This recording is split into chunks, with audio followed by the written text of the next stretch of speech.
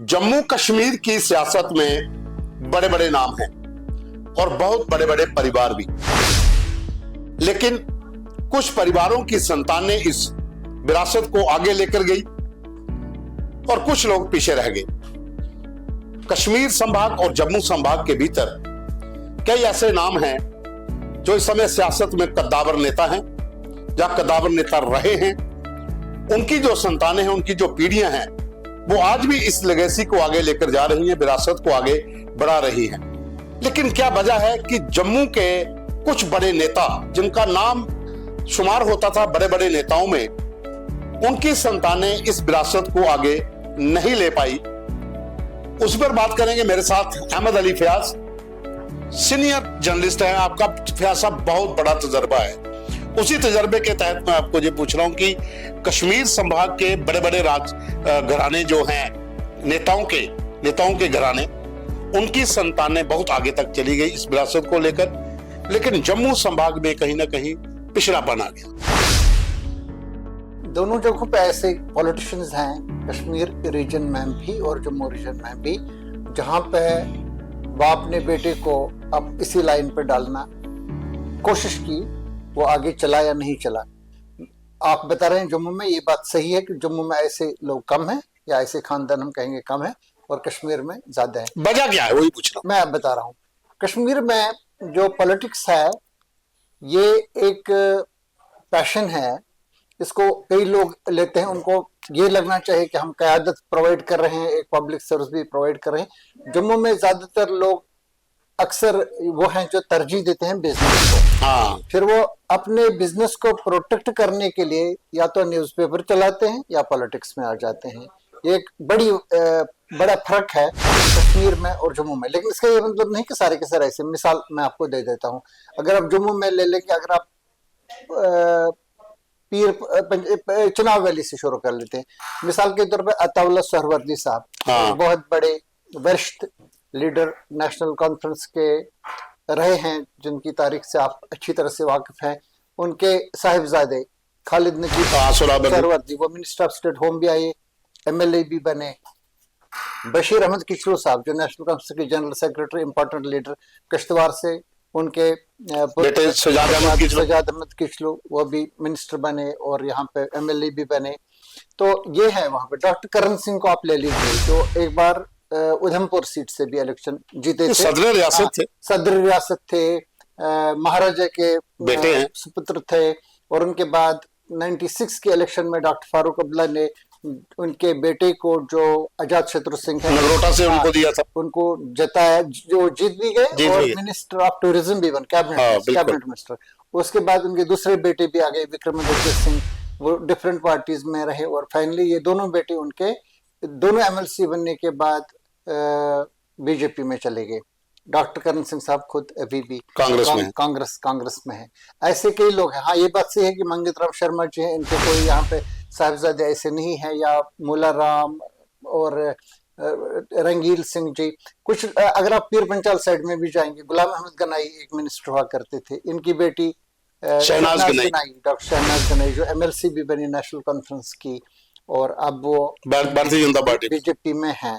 इसी तरह से कई और लोग भी वहां पे है, जैसे चौधरी मोहम्मद असलम, सुरनकोट वाले, कांग्रेस के कदावर नेता। अब उनके बेटे जो चौधरी अकरम है, जिन्हें नेशनल कॉन्फ्रेंस ने उन्होंने मैंडेट नहीं दिया था उनको, तो लेकिन वो अभी वहां से जीत गए। इसी तरह से ये जो है जावेद राणा साहब, इन्होंने भी अपने बेटे, जीशान उसका नाम है, इसको वो जो पंचायती राज इंस्टीट्यूशंस वाला, वो DDC BDC का इलेक्शन, हाँ, वो भी उन्होंने वहां से उनको लड़ाया था। लेकिन ऐसे हैं कि बीजेपी में वो कम लोग हैं ऐसे, चाहे आप कविंद्र गुप्ता को ले लीजिए, प्रोफेसर चमनलाल गुप्ता, डॉक्टर जितेंद्र सिंह को लीजिए, ये सारे सेल्फ मेड है। नहीं, डॉक्टर जितेंद्र सिंह तो दो भाई थे, दोनों भाई, एक पहले नेशनल कॉन्फ्रेंस में था और डॉक्टर साहब का बीजेपी में। इनके वालिद जो थे वो नहीं थे, वो चीफ इंजीनियर थे, JDA के वाइस चेयरमैन, लेकिन पॉलिटिक्स में नहीं थे वो। ये लोग थे, प्रोफेसर चमनलाल गुप्ता थे। अब इनका भी कोई ऐसा नहीं है। उनके बेटा पॉलिटिक्स में आया था, लेकिन वो अब बिजनेस की तरफ ज्यादा। लाला शिवचरण गुप्ता है, इनके बेटे हैं, वहाँ अभी पवन गुप्ता है, मिनिस्टर भी रहे थे पहले। इंडिपेंडेंटली 2014 में भी जीते थे उधमपुर से। उनको नहीं दिया गया था उनका। हाँ, फिर वो आजाद उम्मीदवार जी थे। रेबल कैंडिडेट थे।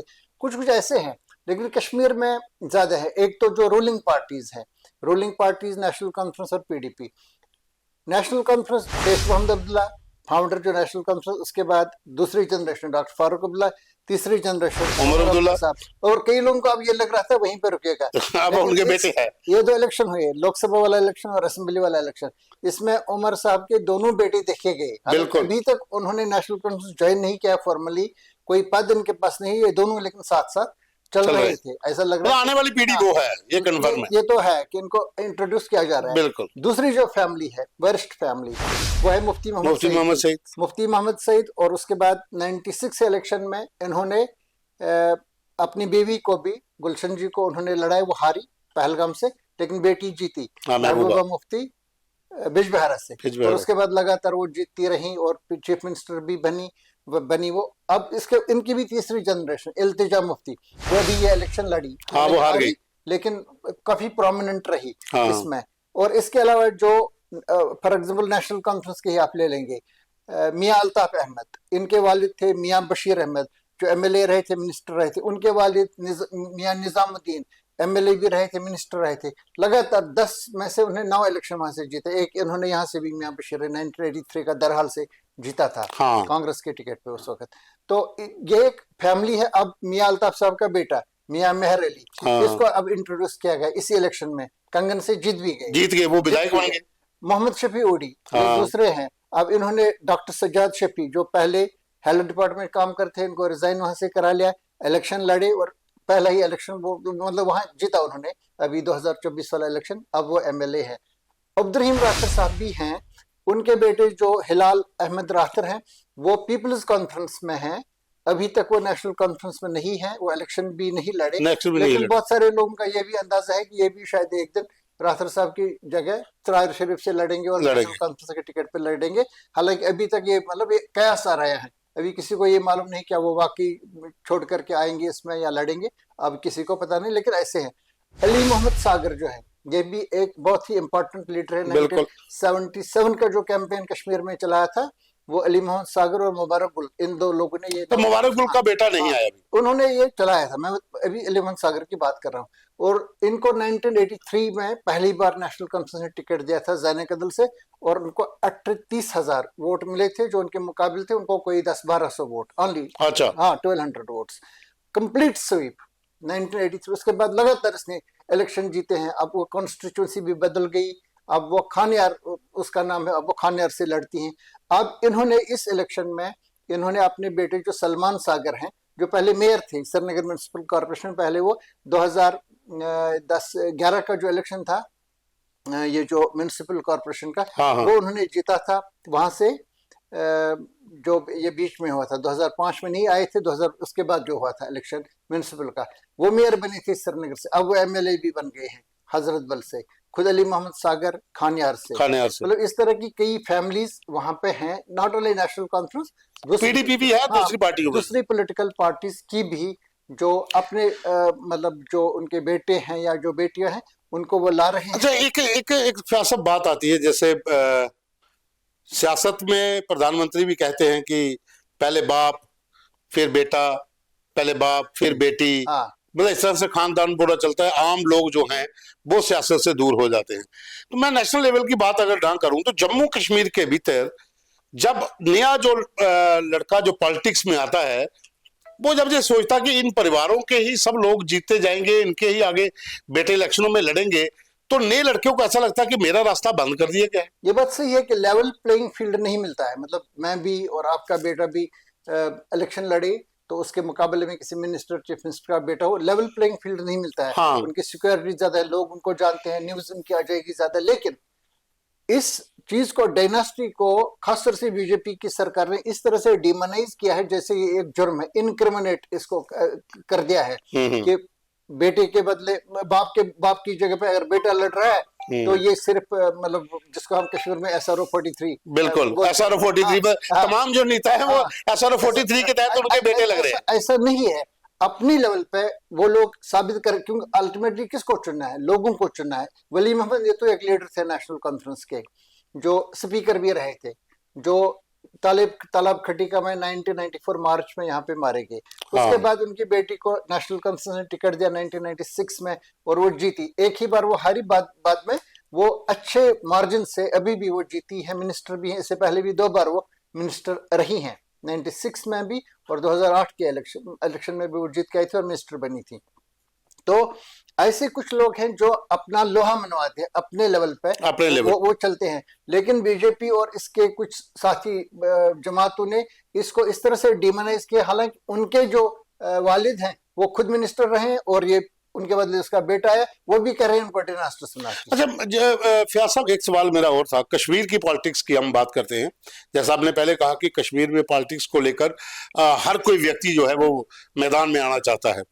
अगर हम सेपरेटिस्ट की बात करें, सेपरेटिस्ट लीडर जो पॉलिटिक्स में आए, जैसे इंजीनियर रशीद है, या फिर इस बार जो इलेक्शन में हुर्रियत से जो अलग एक धड़ा था वो इलेक्शन में खड़े हुए, लेकिन मुझे नहीं लगता कि कश्मीर के भीतर, आपको मैं पूछना चाहूंगा, कोई ऐसा नेता जो सेपरेटिस्ट मूवमेंट में बड़ा नाम हो, जैसे अली शाह गिलानी, तामीर भाई, जो उमर फारूक हैं, इन जैसे लोगों में से किसी की संतान आगे है जो पॉलिटिक्स में आई या फिर हुर्रियत के धड़े को आगे लेके चली? जहां तक हुर्रियत कॉन्फ्रेंस का ताल्लुक है, मीरवाइज उमर फारूक के चेयरमैन रहे, वो अभी 50 ईयर ओल्ड है। अभी उनका बेटा मतलब या कोई ऐसा संतान उनकी नहीं है जो उनकी जगह पे ले जाए, और अभी भी वो मतलब सदारत कर रहे हैं हुर्रियत कॉन्फ्रेंस के चेयरमैन इस वक्त भी है।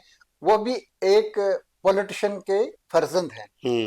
उनके वालिद, जैसे कि आप जानते हैं, मीरवाइज मौलवी मोहम्मद फारूक, जिनका असैसिनेशन हुआ था 21 मई 1990 को, वो उनके बेटे हैं। इसी तरह से अब्दुल गनी लोन, उसके बेटे भी आए हैं। कई लोग ऐसे हैं जिनके, मौलवी अब्बास अंसारी है, इसके बेटे, वो ये लोग सेपरेटिस्ट पॉलिटिक्स में हैं। अब इसके कुछ के साहिबजादे ऐसे हैं जो कोई एक सेपरेटिस्ट पॉलिटिक्स में है, दूसरा मेन स्ट्रीम पॉलिटिक्स। कोई ऐसे हैं जिनका सिर्फ मेन स्ट्रीम पॉलिटिक्स में, फॉर एग्जांपल हमारे आगा साहब बड़गाम के, आगा सैयद हसन, जो हुर्रियत के इम्पोर्टेंट लीडर अभी भी है, उनका बेटा पीडीपी में है, अभी पीडीपी में, और लड़ा बड़गाम से इलेक्शन, उमर अब्दुल्ला के खिलाफ हारा, लेकिन लड़ा इलेक्शन, वो मेन स्ट्रीम पॉलिटिक्स में आया।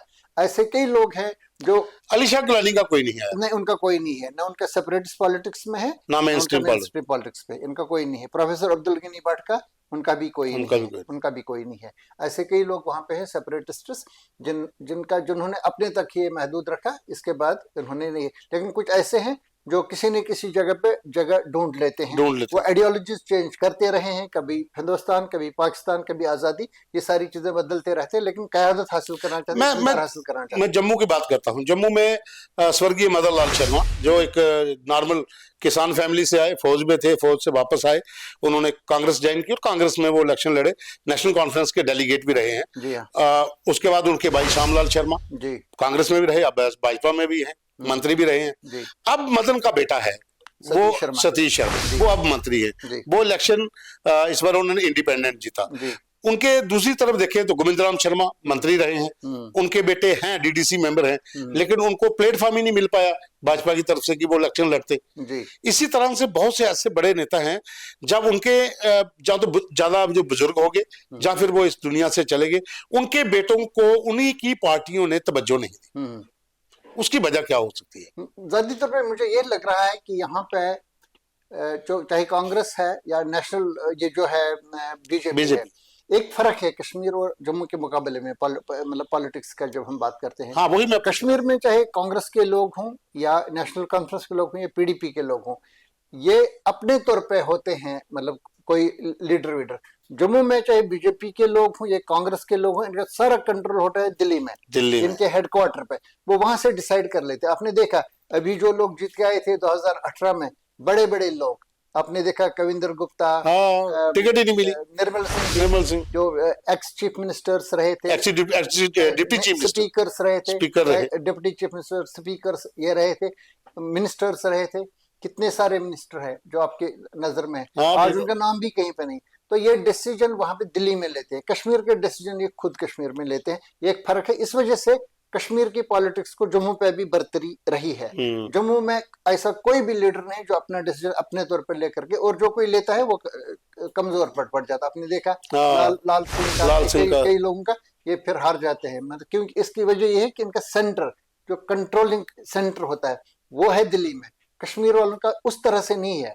ये अपना लोहा भी मनवाते हैं, इलेक्शन भी लड़ते हैं। जम्मू में प्रोफेसर भीम सिंह थे, जी हाँ, उन्होंने सियासत अपने ढंग से शुरू की जी और जब तक वो थे वो दबकर वो इलेक्शन भी लड़ी, पार्टी को उन्होंने सिंगल से 4 तक पहुंचाया, जी। कश्मीर से एक अपना एमएलसी भी बनवा लिया।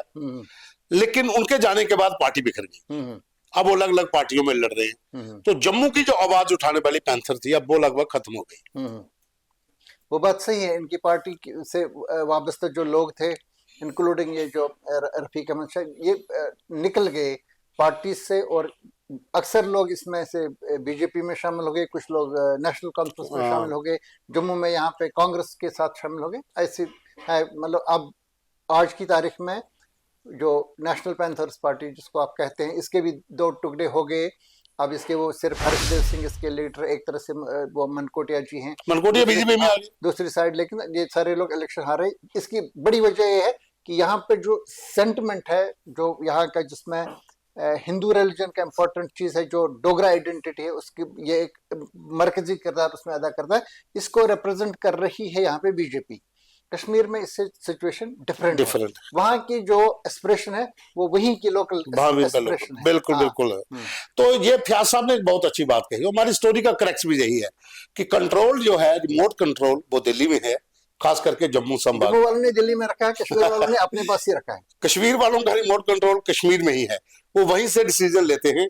और जहां पर जम्मू की बात करें तो यहाँ इनका रिमोट कंट्रोल लीडर्स का दिल्ली में है। यही कारण है कि उस लेगेसी को आगे तक वो परिवारों की संतानें नहीं ले पाई, या फिर कुछ लोगों को मौका नहीं मिला।